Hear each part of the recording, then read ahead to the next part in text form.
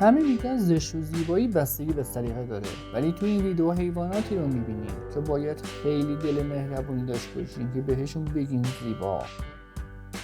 حیواناتی که احساس میکنین یا زیر ماشین له شدن و یا به طور حتم نیاز به عمل زیبایی دارن.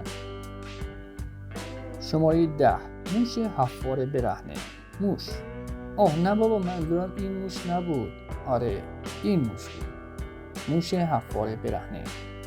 به نظرم اگه دخترتون بهتون گیر داد که میخواد تو خونه موش داشته باشه و ازش نگهداری کنه، این مورد عالیه، چون به زودی منصرف میشه و دیگه گیر نمیده.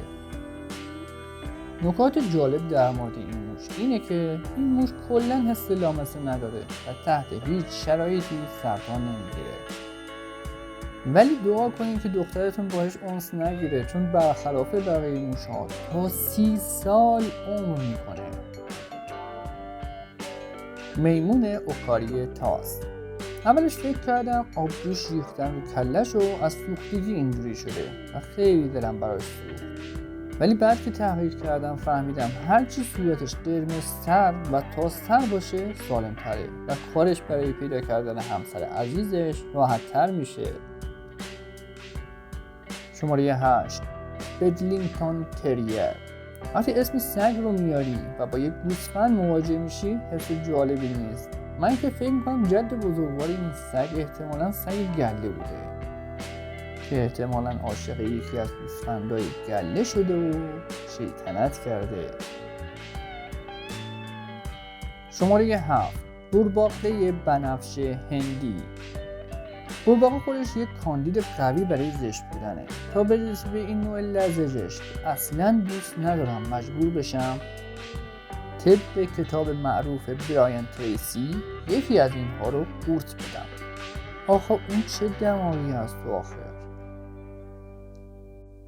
شماره 6. گراز آفریقایی. من که هرچی فکر کردم نفهمیدم جد بزرگوار این خوک با چه حیوانی ترکیب شده که این گراز با این درمونای ورقلمبیده به وجود اومده. فکر کنم بنده خدا یک تصادف شاخ به شاخ هم داشته که این شکلی شده. اگر شما هم نظری درباره جد بزرگوار این حیوان و کاربردهای این دندونا دارین حتما تو کامنت ها بگین، چون برام خیلی جالبه. شماره 5. ماهی راهب.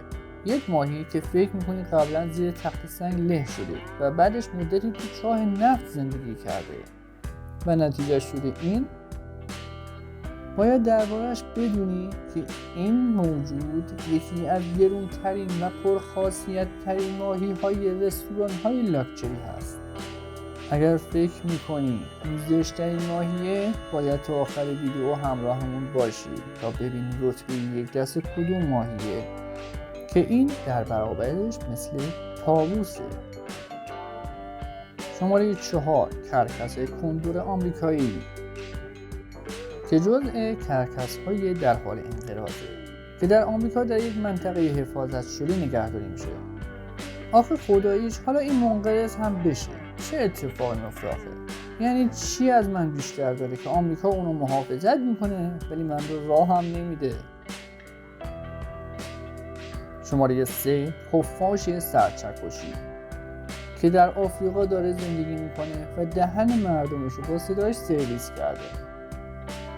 تصور کن یه خفاش با بزرگی 1 متر که تارهای صوتی تقویت شده داره و شبها تا صبح سر صدا میکنه و دهن مردمش رو سرویس میکنه. تفلک مردم محلشون. شماره 2. فیل دریایی که نوع مادهش 1000 کیلو وزنشه که البته تمام ماده ها دماغشون رو عمل کردن، ولی نرها به دماغهای گندهشون افتخار هم میکنن و با وزن 5000 کیلویشون برای خودشون یک حرمسرا از چند ماده درست میکنن و تا پایان بهار از خانم‌هاشون نگهداری میکنن و بعد هم با یک خداحافظی شیرین غیب میشن. و اما شماره 1. ماهی حبابی. چرا ناراحتی؟ باید خوشحالم باشی که رتبه 1 رو آوردی. انصافا اگر من هم توی عمق 1200 متری زیر آب زندگی میکردم و اینقدر فشار روم بود از تو قیافم داغون‌تر میشد. ولی خداییش خودمونی‌ها تو اون عمر زندگی چه آرامشی داره که ما ازش محرومیم. خب دوستان، بازم اگه شما حیوان زشتری سراغ دارین معرفی کنین و اگر دوست دارین اطلاعاتتون رو درباره دانستنی‌های جهانمون بیشتر کنین، باعث افتخارمه که کانالمو سابسکرایب کنین